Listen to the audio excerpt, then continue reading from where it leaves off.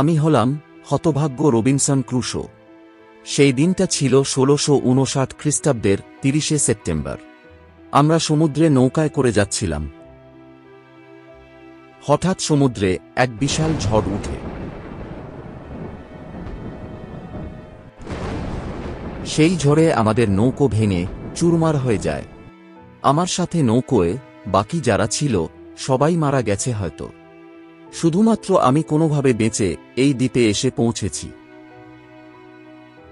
আমি এই দ্বীপটার নাম রেখেছি হতাশার দ্বীপ।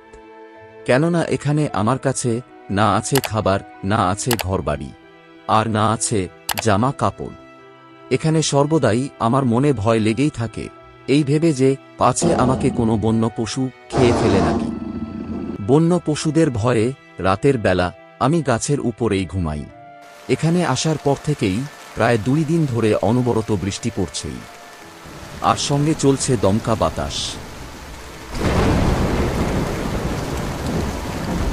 ২-৩ দিন পর যখন আবহাওয়া ভালো হলো, তখন আমি আমার জাহাজের ধ্বংসাবশেষ থেকে বেশ কিছু জিনিস উদ্ধার করে আনলাম।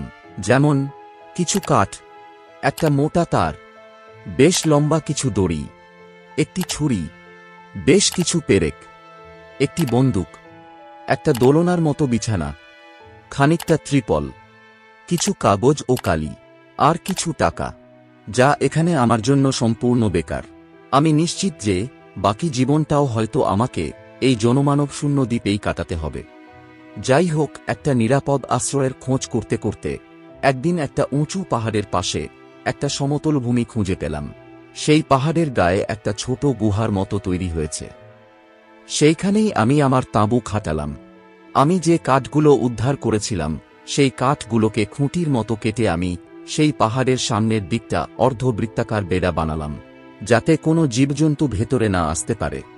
আমি একটা ছোট মই বানালাম বেড়ার উপর দিয়ে ভেতরে আসার জন্য এবং বাইরে যাওয়ার জন্য।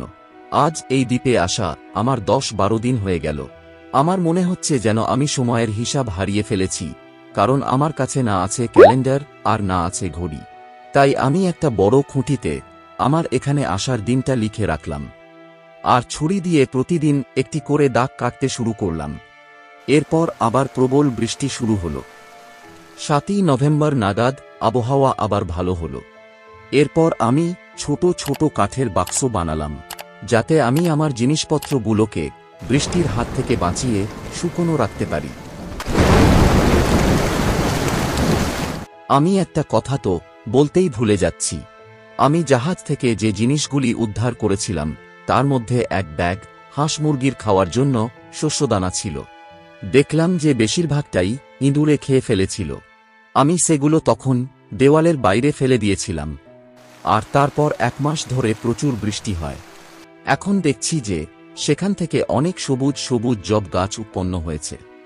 ১৬৬০ খ্রিস্টাব্দের জুন মাস নাগাদ আমি খাবার ও আশ্রয়ের নিশ্চয়তা লাভ করলাম।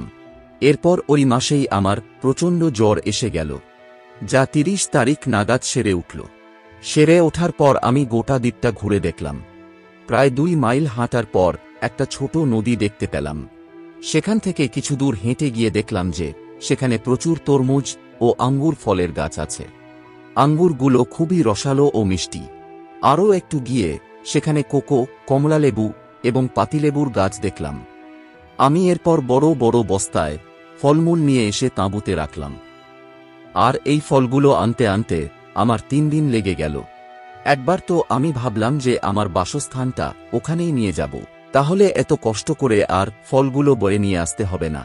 কিন্তু আমি তা করলাম না, কারণ আমার মনে এখনো আশা আছে যে যদি কোনো জাহাজ এখান দিয়ে যাওয়ার সময় আমাকে উদ্ধার করে। আমি এই জঙ্গলের মধ্যে আবদ্ধ হয়ে থাকতে চাই না, বরং আমি সমুদ্রের সামনেই থাকতে চাই।